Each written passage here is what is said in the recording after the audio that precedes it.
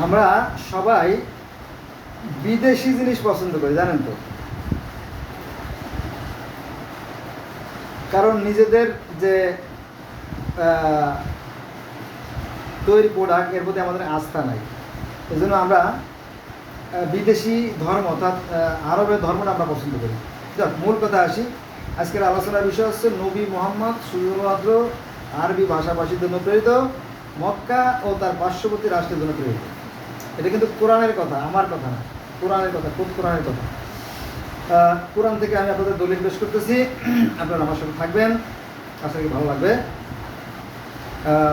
1 নম্বরে আল্লাহ কোরআনে বলতেছে, এভাবে আমি তোমাকে অর্থাৎ নবী মুহাম্মদ সাল্লাল্লাহু আলাইহি ওয়াসাল্লামকে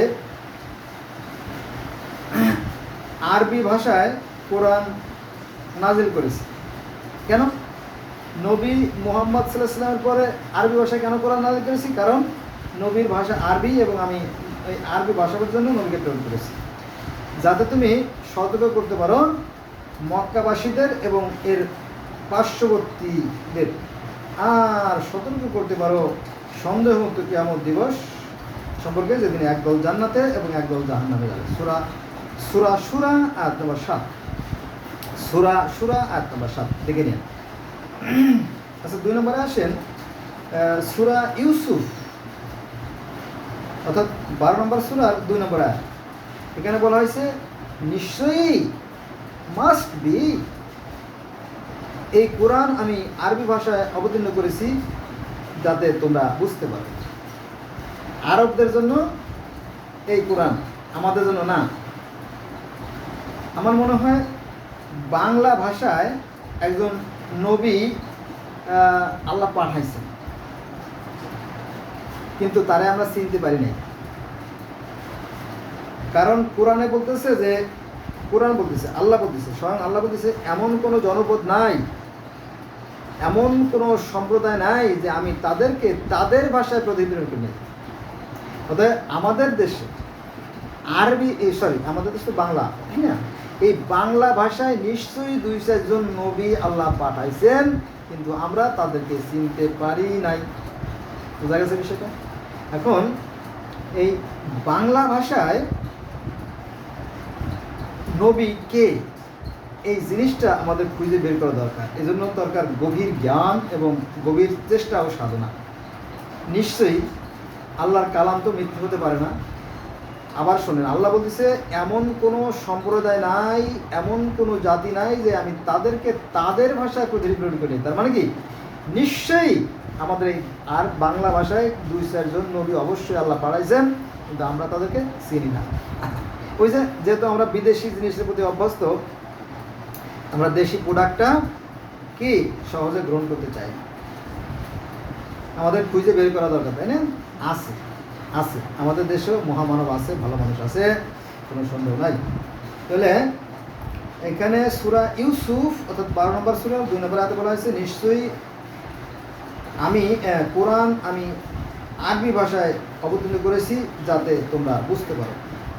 আমি আরবি ভাষায় এই কোরআন নাজিল করেছি যাতে তোমরা বুঝতে পারো, এবং এর সাথে আরবি ভাষাভাষী জানে এমন একজন নবী অর্থাৎ নবী মুহাম্মদ সাল্লাল্লাহু আলাইহি ওয়াসাল্লাম প্রেরণ করেছি। কার কথা? কোরআনের কথা। কোরআনের বাণী মিথ্যে রচনা নয়, তাই না? সূরা বাকারার প্রথমে এই কথা বলা হয়েছে। আচ্ছা, এবার আসেন 3 নম্বর আয়াত।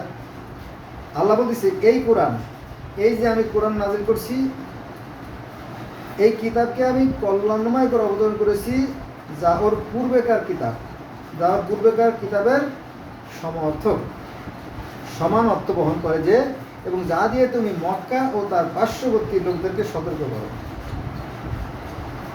এটা আছে সূরা আনআম আয়াত নম্বর 92। ক্লিয়ার? আপনারা বেদটা একটু পড়ে দেখেন, বাংলা বেদটা পড়ে দেখেন। বেদে যা আছে, জেন্দাবেস্তা আবেস্তায় তাই আছে, গ্রন্থ সাহেবে তাই আছে, ত্রিপিটকে তাই আছে, এবং তাওরাতে, জবুরে, ইনজিলে, বাইবেলে, কোরআনে একই কথা বলা আছে। তবে সামান্য একটু এদিক ওদিক দেখেন, যাচাই করে দেখেন। আমি এগুলো পড়ছি, আমি যেহেতু জগতের বিভিন্ন ধরনের ছাত্র। আর যদি if you want to ask anything, মানে হ্যাঁ, মানে আপনি যদি কিছু জানতে চান, then you may ask to me or question to me. আপনারা আমাদেরকে জিজ্ঞেস করতে পারেন বা প্রশ্ন করতে পারেন। ওকে, হ্যাঁ, চুল দাড়ি তো পেকেই গেল, আর কতদিনে বাঁচবো, দেখি মানুষের সেবা করতে পারি কিনা কিছুটা, তাই না? আপনারা আমাদের জিজ্ঞেস করেন, আমি সাধ্য মতো উত্তর দেওয়ার চেষ্টা করবো।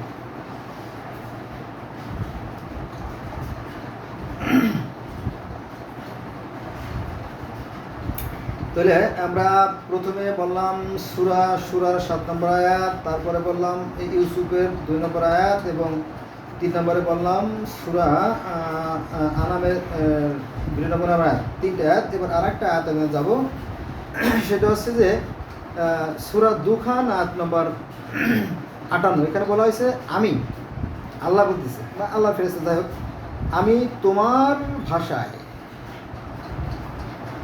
হে মুহাম্মদ, আমি তোমার ভাষায় কোরআন সহজ করে দিয়েছি, যাতে তুমি কি তোমার যারা উম্মত এই মক্কা ও তার পার্শ্ববর্তী মদিনার মানুষকে আরবি ভাষায় স্পষ্ট করে পরিষ্কার করে বোঝাতে পারো। ক্লিয়ার? তাহলে আমরা জানলাম যে সৃষ্টিকর্তা প্রত্যেক ভাষাভাষীর জন্য নবী রাসূল পাঠাইছে, তাই না? আমাদের দেশে বোধহয় পাঠাইছে, আমাদের দেশে নিশ্চয়ই পাঠাইছে, কিন্তু তাদেরকে মাইরেই ফেলাইছে কিনা আল্লাহ জানে। কারণ কি, বাঙালির মাথায় বেশিরভাগই গোবর। কেন বললাম জানেন? তার বাস্তব কিছু কথা বলতে হয় না, কথা যখন বলেই ফেললাম, সেটা হচ্ছে যে এই আমাদের এই বাঙালি জাতির পিতা শেখ মুজিবুর রহমান, তো বঙ্গবন্ধু একটা কথা বলছিল।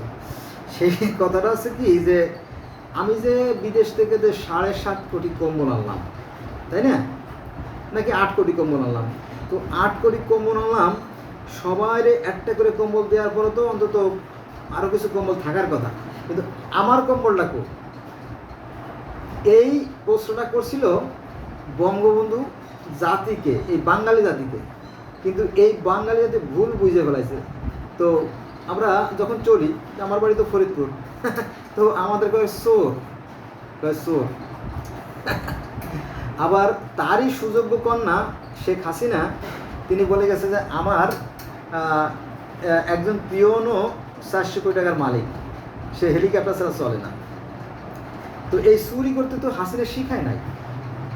হাসিনাও মরে যাবে, আমরাও মরে যাব, কিন্তু এই কথাগুলো বেশি থাকবে। এই যে হারুন, বিবি হারুন, যত সচিব আছে সব চোর আর চোর। কি বলেন ভাই, সবাই চোর? হ্যাঁ, সবাই চোর।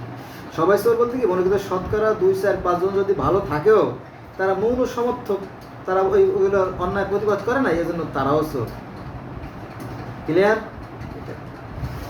অতএব এই মানে যারা অত্যাচারী জাতি, তাদেরকে আল্লাহ সুপথ দেখান না, আর আমাদেরকেও সুপথ দেখাবেন না। এখন সামনে যে ঘটনা ঘটতে যাচ্ছে, সেটা মনে হচ্ছে কি, মনে করেন যে এই যে যারা স্বাধীনতার 1971 সালে স্বাধীনতার সপক্ষের যারা লোক, অর্থাৎ আওয়ামী লীগ, এই আওয়ামী লীগকে হঠাৎ করে তাড়া দিয়ে তাদেরকে যেন ইন্ডিয়া পাঠাই দিল। এখন ইন্ডিয়া থেকে হাসিনা হয়তো মারা যাবে বা বেঁচে থাকবে, সে যাই হোক, ইন্ডিয়া যদি আবার এদেরকে অস্ত্র শস্ত্র পাঠাই দেয়, চীন কিন্তু ঝামেলার মধ্যে নাই, চীন হয়তো বড় কিছু অস্ত্র দেবে। তাহলে চীন যদি অস্ত্র দেয় জামাতরে এবং বিএনপিকে যদি কিছু অস্ত্র দেয়, বিএনপি জামাতের হাতে, চট্টগ্রাম বন্ধ হয়ে চীন থেকে অস্ত্র আসলো, আর এদিকে সারসা, নাবারুন, বেনাপোল, শুকনাগর, জিগরগাছা, তারপরে আপনার শেরপুর, ঝিনাইগাতি, এই সমস্ত বর্ডার অঞ্চল দিয়ে মনে করেন যে ইন্ডিয়া অস্ত্র পাঠালো। তখন কী হবে অবস্থা? হবে দেখেন, চীন দিল একটা পক্ষকে অস্ত্র, আর ভারত দিল আর একটা পক্ষের অস্ত্র, তখন কী হবে? মরবি তো মর, বাঙালি মর, তাই না অবস্থা? আর এটা একটা ঘটনা ঘটবে, অলরেডি ঘটছে। এখন মানে past is past, do not remember the past. Already ঘটছে, দেখবেন এই যে প্রতিদিন এখন মব সৃষ্টি হয়েছে। এখন যার মনের যত আশা ছিল সব চরিতার্থ করতেছে। কারোর সাথে পূর্ব শত্রুতা ছিল, বাজারের মধ্যে মেরে ফেলতেছে, ও ছিল কি আওয়ামী লীগ, এর সাথে তার সাথে ওর পূর্ব শত্রুতা ছিল, ধর ও ছিল আওয়ামী লীগ, তাই না? এরকম তো হচ্ছে। কিন্তু তারপরে ওরে আমি দেখছি আওয়ামী লীগের মিছিলে, তাই নাকি, ধর ওরে পুলিশে দিয়ে দিই, এগুলো হচ্ছে। মোটামুটি দেশে একটা গৃহযুদ্ধ অলরেডি শুরু হয়ে গেছে। আপনি ভাইবেন না যে এখানেই শেষ। প্রত্যেকটা কাজের একটা রেজাল্ট আছে, প্রত্যেকটা কাজের একটা ফল আছে। তবে আল্লাহর বিচার খুব দেরিতে হয় তো, আল্লাহ পাক খুব ধীরে ধীরে দেরি করেন, আল্লাহ খুব আস্তে আস্তে বিচার করেন আর কি, আমরা হয়তো বুঝতে পারি না। আপনি যেমন কর্ম করবেন ঠিক ওই পরিমাণ ফল পাবেন। আপনি নিজেকে বড় মনে করলে কি হবে, কিন্তু কিচ্ছু আসে যায় না তাতে।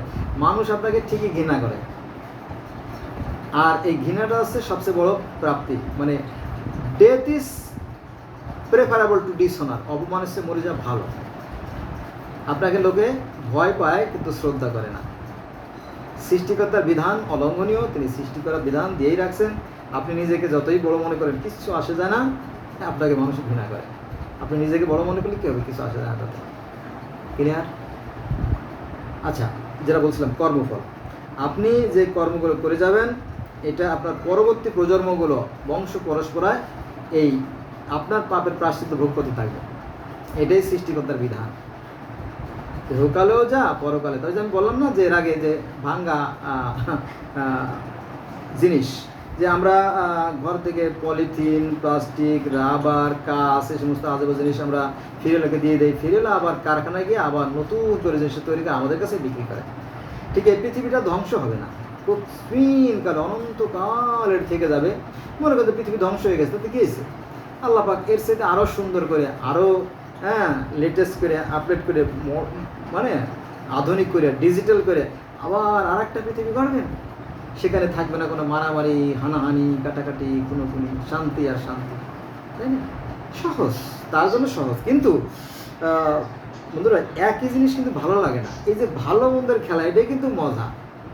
হ্যাঁ, মনে করেন যে ভালো কাজের মধ্যে শত কষ্ট আছে, ভালো কাজের মধ্যে শত শত কষ্ট আছে, কিন্তু আত্মতৃপ্তি আছে, মেন্টালি স্যাটিসফ্যাকশন আছে ভালো কাজের ভিতরে। আর মন্দ কাজের ভিতরে আপনার ওই যে ভীরুতা, কাপুরুষতা, হীনমন্যতা, জড়তা, সংকোচ, ভয়, মনের ভিতরে একটা অতৃপ্তি, একটা অনাকাঙ্ক্ষা, তাই না? একটা ভীরুতা কাজ করবেই। এটা হচ্ছে সৃষ্টিকর্তার অলঙ্ঘনীয় বিধান। এই জন্য আপনারা যেমন কাজ আমরা করি তার ফল আমরা সাথে সাথেই পাই, আর বাকিটা পরকালে। ক্লিয়ার? আজকে এই মতো রইল। সবাই ভালো থাকবেন। আল্লাহ হাফেজ।